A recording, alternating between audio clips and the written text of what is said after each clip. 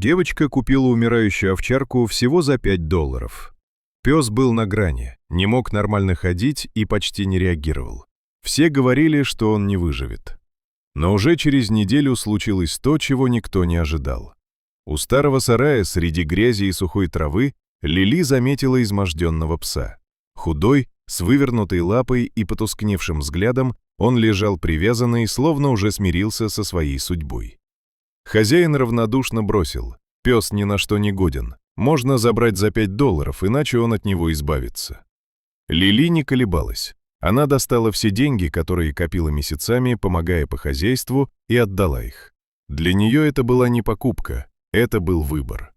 Дед пытался ее остановить. Пес выглядел слишком слабым, но Лили была уверена, ему просто нужен шанс. Они отвязали животное, и, едва держась на лапах, он пошел за ней. На ферме Лили устроила ему теплый угол, поделилась едой и назвала Бруно. Пес почти не ел, вздрагивал от каждого звука и молча терпел боль. Но девочка не сдавалась. Она сидела рядом, читала ему, пела, даже оставила свою любимую игрушку, чтобы ему было не так страшно. Постепенно Бруно начал меняться. Сначала слабое движение хвоста, потом осторожное доверие. Он стал есть, шерсть заблестела, а сам он начал следовать за Лили по двору. Но вместе с этим проявлялось нечто странное. Он мгновенно реагировал на резкие звуки, вставал в защитную стойку, выполнял команды, которым его никто не учил. Стало ясно, этот пес непростой. Через месяц случилось то, что все расставило по местам. Во время прогулки из кустов выскочил дикий кабан и бросился на Лили. Она не успела даже закричать, но Бруно среагировал мгновенно. Он встал между ними, отвлек зверя и, рискуя собой, сумел отогнать его.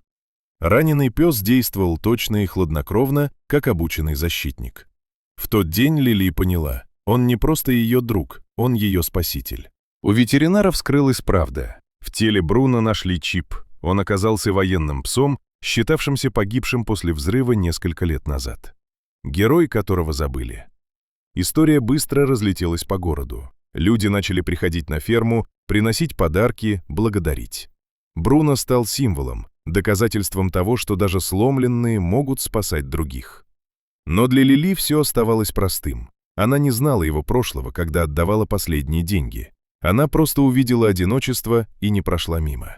Позже, выступая перед людьми, она сказала, она думала, что спасла его, но на самом деле он спас ее, научил верить, не сдаваться и видеть силу даже в тех, кто ранен.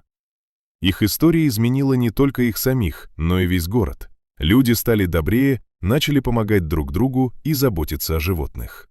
А Лили поняла главное: иногда настоящее чудо стоит совсем немного, всего $5 и одно доброе сердце.